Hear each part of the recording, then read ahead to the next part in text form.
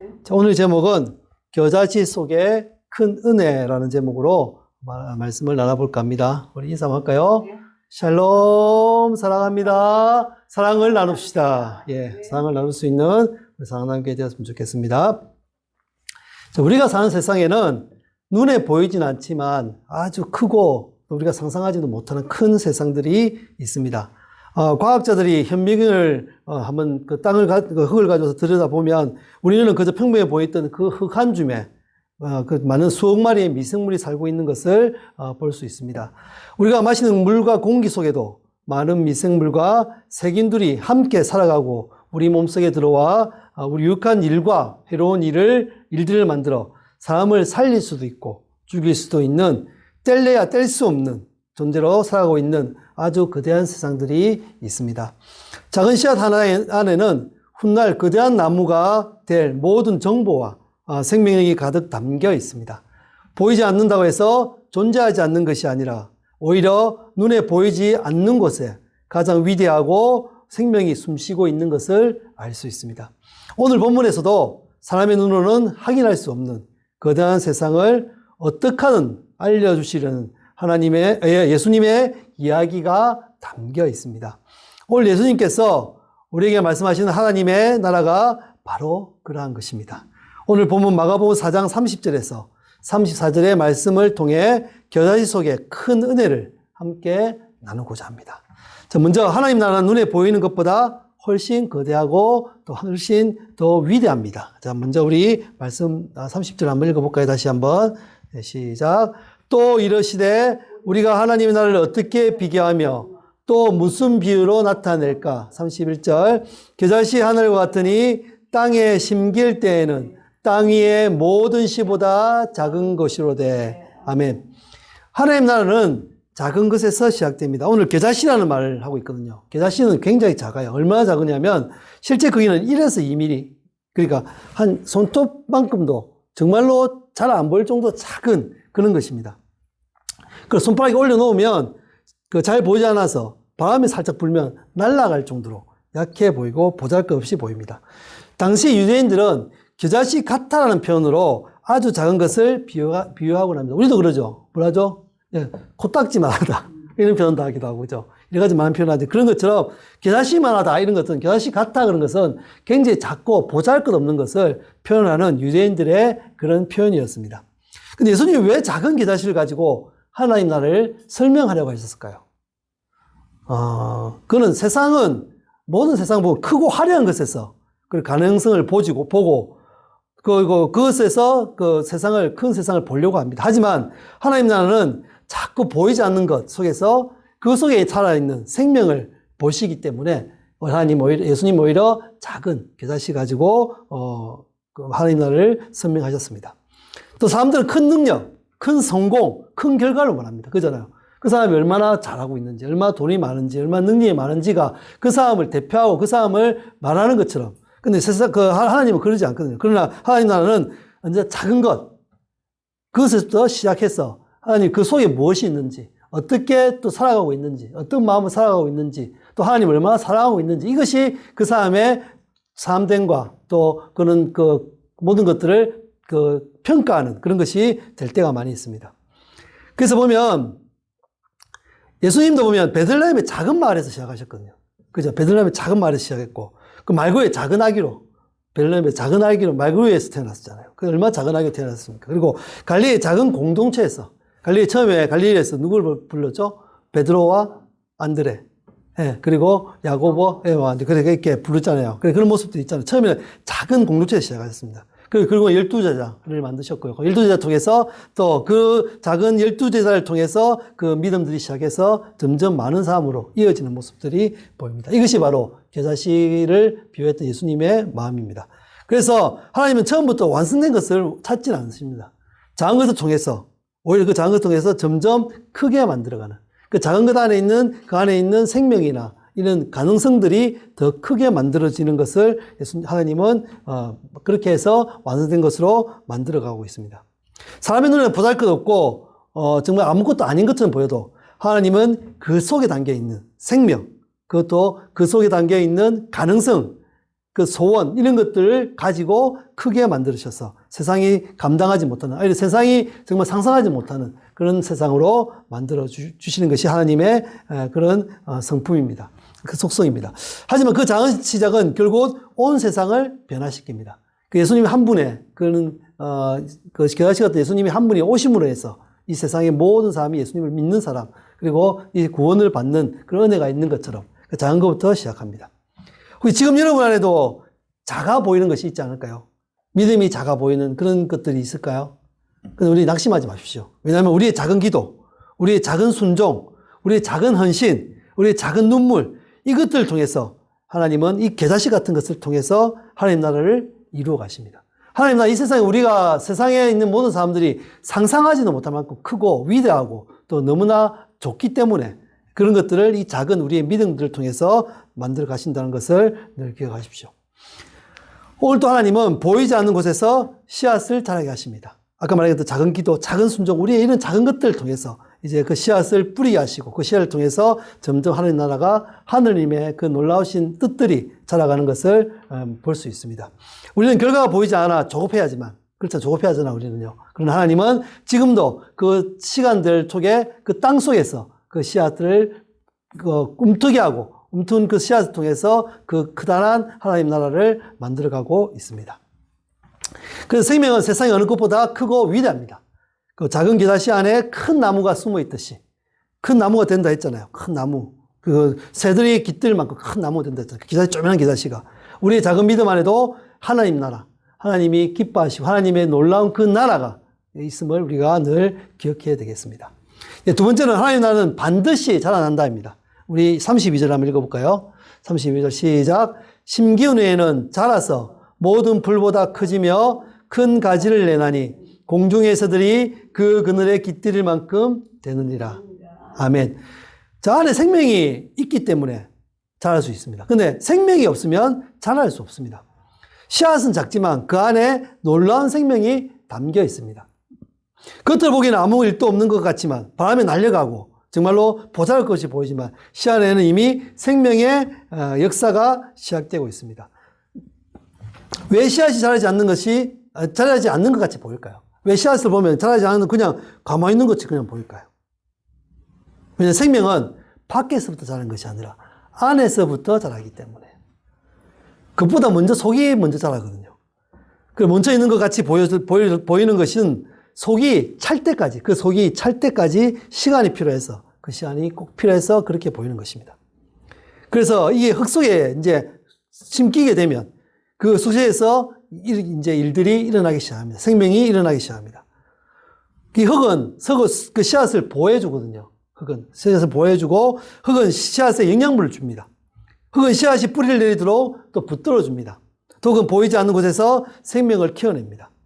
흙은 겉으로는 어둡고 답답해 보여도 사실 씨앗에게 흙은 죽음의 자리가 아니라 생명의 자리임을 알 수 있습니다. 이건 우리의 마음이겠죠. 우리의 마음밭이겠죠. 우리 마음밭에 심긴 그 씨앗이, 믿음의 씨앗이 우리의 마음밭을 통해서 이렇게 자라간다는 사실. 그래서 이 흙은 그 씨앗을 우리는 복음을 보호하고 그 복음에게 우리의 믿음을 줌으로 해서 씨앗 영양분을 주고 그래서 뿌리를 내리게 해서 그걸 통해서 열매가 맺히게 해서 사람들이 그걸 보고 하나님을 믿게 만드는 것이 우리의 모습이라고 얘기할 수 있습니다. 그래서 우리의 신앙도 마찬가지입니다. 때로는 기도에도 아무 변화가 없는 것 같이 보일 때가 많아요. 그렇잖아요. 근데 그 이후에 한참 시간이 우리 하나님의 때, 카이로스가 됐을 때는 이루어지는 것을 볼 수 있습니다.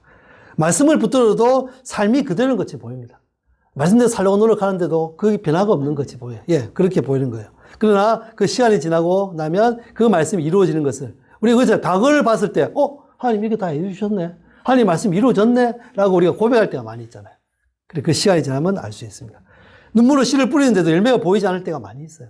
근데 결국에는 그 열매가 맺힐 것입니다. 그러나 하나님은 지금도 보이지 않는 곳에서 일하고 계십니다. 땅속에서 그 씨앗이 움터서 싹이 나서 이렇게 그 나무가 되게 만드는 것처럼 그 땅 속에 심겨져 있는 동안에는 하나님 그 속에서도 일을 하고 계시고 있습니다. 고난 속에서도 믿음의 뿌리를 깊게 하시고 기다림 속에서 인내를 자라게 하시고 눈물 속에서 그 생명을 키워가시는 게 하나님의 모습이십니다. 하나님의 나라는 반드시 하나님이 주시는 그런 은혜들은, 하나님 주시는 믿음들은 반드시 자랄 수밖에 없습니다. 왜냐하면 하나님이 자라게 하시니까요. 사람은 결과를 보지 못하면 포기하기가 쉽습니다. 하지만 하나님은 보이지 않는 곳에서도 생명을 자라게 하셔서 결국에는 그것을 하나님의 나라로, 하나님의 믿음으로, 하나님이 주시는 놀라운 은혜로 만들어 가십니다. 겨자씨는 작지만 결국 큰 나무가 됩니다. 새가 들어와서 앉아서 쉴 수 있는, 새가 그것에서 잘 살 수 있는 그런 큰 나무가 되어집니다. 그 가지에 새들이 깃들 만큼 풍성해집니다. 하나님께서 우리의 작은 믿음도 반드시 자라게 하셔서 이렇게 누군가 와서 쉴 수 있는 그런 그늘이 될 수 있는 큰 나무가 되게 하시고, 또 하나님의 놀라운 그런 사랑을 전하는 열매가 맺히게 하시고, 열매 통해서 하나님을 보여주실 수 있는 그런 모습이 바로 될 것입니다. 세 번째는 하나님 나라는 비밀 안에 숨겨져 있습니다. 33절, 34절 한번 볼까요? 시작. 예수께서 이런 많은 비유로 그들이 알아들을 수 있는 대로 말씀을 가르치시되, 34절 전반전만 비유가 아니면 말씀하지 아니하시고. 아멘. 자, 하나님 나라는 얻고자 하는 사람만 얻을 수 있습니다. 누구나 얻을 수 있지만 그 마음이 없으면 얻을 수 없어요. 하나님 나라는 모든 사람 앞에서 선포되지만 아무나 그 비밀을 깨달을 수는 없습니다. 예수님 당시에도 많은 사람들이 예수님의 말씀을 들었습니다. 얼마나 많은 인파가 있었습니까? 예수님이 그것을 병자를 고치고 또 말씀을 하실 때도 얼마나 많은 사람들이 있습니까? 그러나 그 모든 사람들이 다 깨달은 것은 아닙니다. 어떤 사람은 그냥 얘기로 들었고, 재밌는 얘기, 지나가는 얘기, 그냥 간증거리로 들었고, 어떤 사람은 마음에 새겼습니다. 또 어떤 사람은 끝까지 예수님 곁에 남아 그 뜻을 구했습니다. 그래서 그 뜻을 알게 되었죠. 어떤 마음과 노력이 꼭 필요합니다. 무엇을 얻든지 마음과 노력을 기울여야 합니다. 우리도 자격증을 따려면 열심히 공부해야 되잖아요. 그 돈을 벌려면 얼마나 열심히 일을 해야 됩니까? 그 자기가 얻고자 하는 것이 있으면 그것은 그냥 하는 것이 아니라 마음과 노력이 꼭 필요합니다. 우리의 복음도 마찬가지입니다. 우리의 그런 하나님 나라도 마찬가지입니다. 하나님 나라도 침노하는 자가 없는다 했잖아요. 그 침노하는 것이 뭐냐면 우리의 노력이 필요하다는 거죠.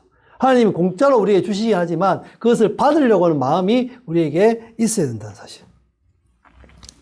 그래서 보물은 아무에게나 발견되지 않습니다. 보물 찾는 사람은 얼마나 열심히 보물 찾습니까? 땅에서 사금을 캐는 사람들 봤잖아요. 그걸 하려고 얼마나 물속에서 이렇게 그 모래를 퍼내고 퍼하고 이렇게 해가지고 사금을 구하는 것처럼 찾는 사람이 발견하게 될 수밖에 없습니다. 필요한 사람은 우물을 팔 수밖에 없잖아요. 우물 파고 조사하고 해야지 우물을 파는 것처럼. 그게 물을 얻을 수 있습니다. 하나님 나라도 마찬가지입니다. 말씀을 사모하는 사람, 은혜를 갈망하는 사람, 주님 앞에 머무는 사람, 듣고 순종하려고 하는 사람, 바로 그 사람에게만 하나님은 그 나라의 비밀을 열어서 보여주십니다. 그래서 그 나라에 갈 수 있도록 만들어주십니다. 그래서 예수님은 얻을 자가 이해할 수 있도록 비유로만 말씀하셨습니다. 얻으려고 노력하는 그 사람은 그 비유를 통해서 알아들을 수 있습니다.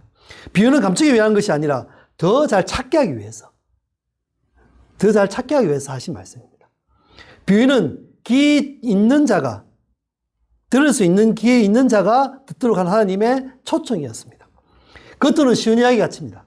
하지만 그 안에 하나님 나라의 깊은 비밀이 담겨 있기 때문에 그것을 얻고자 하는 마음이 없으면 알아들을 수가 없습니다. 귀 있는 자가 아니면 알아들을 수가 없습니다. 그래서 예수님의 말씀은 마음 상태에 따라 다르게 들리게 되어 있습니다.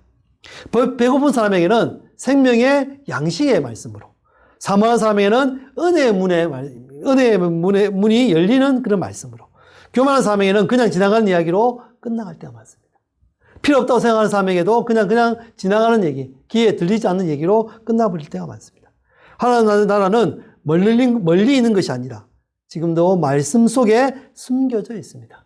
지금 제가 전하는 이 말씀 속에 하나님 나라는 숨겨져 있습니다. 들을 게 있는 자는 그 말씀을 알아듣겠죠. 문제는 하나님께서 말씀하시지 않는 것이 아닙니다. 그 말씀 속에 우리가 얼마나 듣고자 하는 마음이 있느냐, 그 말씀을 듣고자 하는 마음이 있느냐가 그 문제입니다. 오늘도 하나님은 겨자씨처럼 작은 말씀 속에 크고 놀라운 하나님 나라를 숨겨주셨습니다. 하나님 나라의 비밀은 머리로 아는 것이 아니라 주님을 사모하며 끝까지 구하는 그 사람에게 하나님의 나라는 열리고 보이고 또 나타나게 되어 있습니다. 그래서 우리는 하나님 나라를 늘 구해야 됩니다. 하나님 나라에 살고 싶다면 하나님 나라를 구하고 하나님 나라를 위해서 우리도 계속적으로 마음을 다하고 노력을 다해서 찾고 구하고 두드려야 합니다. 그것이 하나님이 우리에게 허락하신 예수님께서 비유로 말씀하시는 이유입니다. 그래서 우리가 알아듣고 그것을 구할 수 있는 우리의 모습이 되어야겠습니다.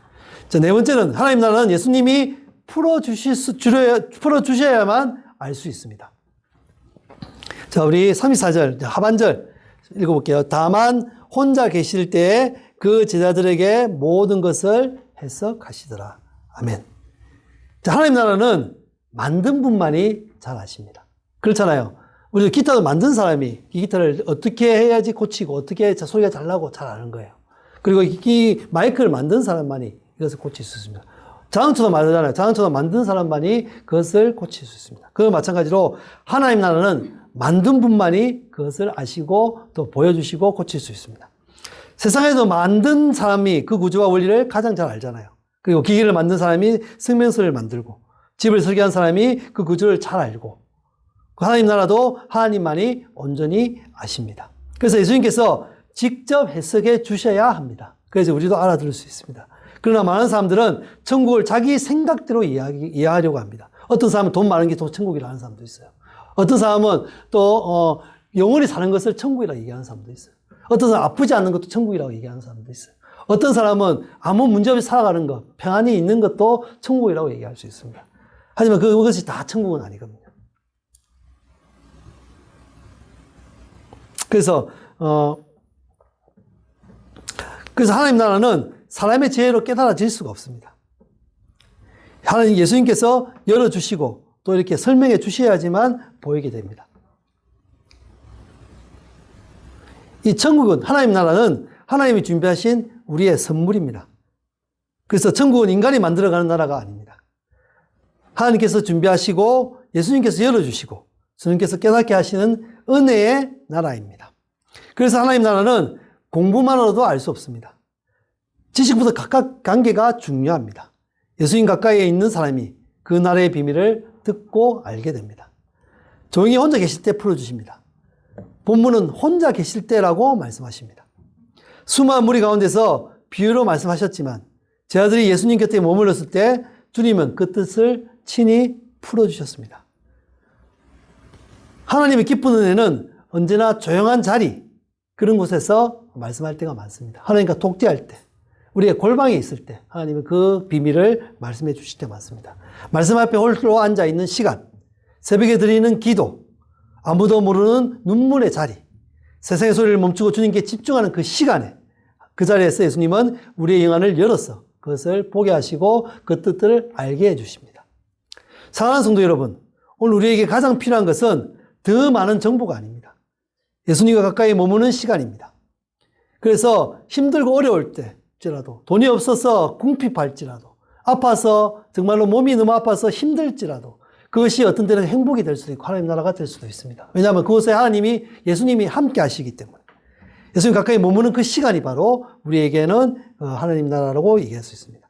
세상의 소음을 끄고 바쁨의 핑계를 내려놓고 오직 주님을 바라보는 그 거룩한 시간, 그 시간이 바로 겨자씨가 뿌리를 내리는 가장 비옥한 토양의 시간입니다. 그것이 우리가 예수님께 드릴 수 있는 우리 마음의 토양, 옥토가 될 수 있는 시간입니다. 예수님께 모든 것을 내려놓는 시간, 조용히 예수님과 집중하는 시간, 예수님과의 홀로 만나려고 하는 그 시간이 바로 하나님이 원하는 우리 토양, 옥토가 되는 시간이 됩니다. 주님 곁에 머무는 사람, 세상은 알 수 없는 하나님 나라의 비밀을 듣게 됩니다. 하나님 나라는 멀리 있는 신비의 나라가 아닙니다. 예수님과 함께하는 그 사람에게 열리는 은혜의 세계고 세상입니다.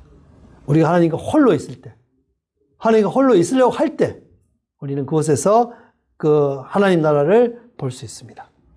자, 결론입니다. 오늘 그 씨앗을 심으십시오. 사랑하는 성도 여러분, 지금 여러분 손에 있는 것이 아무리 작고 초라해 보여도 괜찮습니다. 작은 기도입니까? 작은 소망입니까? 작은 것들입니까? 하지만 그것을 심으십시오. 초라해 보이는 것을 심으십시오. 하나님은 처음부터 큰 것을 요구하지 않으십니다. 다만 그 작은 것을 믿음으로 주님께 드리기를 원하고 계십니다. 오늘 작은 기도를 드리십시오. 오늘 작은 말씀 하나를 붙드십시오. 오늘 작은 순종으로 한 걸음을 내디디십시오. 사람의 눈에는 아무것도 아닌 것처럼 보일 수도 있습니다. 그러나 하나님은 바로 그 작은 겨자씨 같은 그 작은 것을 통해 하나님 나라를 이루어 가십니다. 큰 겨자씨 나무를 만들어 가십니다. 지금 보이지 않아도 괜찮습니다. 흙 속의 씨앗처럼 조용할 뿐 생명이 없는 것이 아닙니다. 죽은 것이 아닙니다. 하나님 보이지 않는 곳에서도 늘 일하고 계십니다. 우리를 살리려고, 우리를 키우시려고, 우리를 하나님의 은혜로 채우시려고 이렇게 일하고 계십니다. 여러분의 눈물의 기도를 자라게 하시고, 여러분의 포기하지 않는 믿음을 가지고 자라게 하시고, 가정 속의 작은 예배를 가지고 자라게 하십니다. 말씀 붙든 심령을 큰 나무로 세워 가셔서 하나님 나라로 만들어 가실 것입니다. 그곳에서 큰 나무가 되어서 열매를 맺게 하시고, 열매를 다른 사람에 나눠줄 수 있는 은혜가 바로 그 가정 속에 나타날 수 있을 것입니다. 그리고 마침내 수많은 생명이 그 그늘 아래 쉬게 만드는 것을 주님께서 가능하게 만들어 주실 것입니다. 그러니 여러분, 겨자씨 같은 작은 그것을 심으십시오. 심었을 때 그것이 자라날 것입니다. 겨자씨 속에는 큰 은혜가 있습니다. 우리가 알지 못하는 큰 은혜가 있습니다.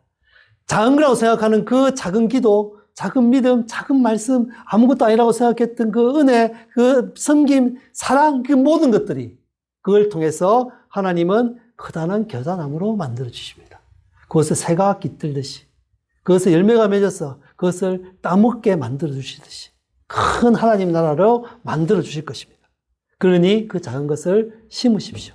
심때 언제나 골방에서 심으십시오. 다른 사람 앞에서 심는 것이 아니라 골방에서 심으시면 예수님께서 그것을 알게 하시고 깨닫게 하시고 그걸 통해서 큰 그 겨자나무를 우리 눈에 보여주실 것입니다. 그래서 그 겨자나무를 보면서 우리가 믿음으로 그리고 은혜로 나아갈 수 있게 만들어 가십니다. 그래서 그 생명은 결국에는 자라게 됩니다. 세상은 우리의 크기를 봅니다.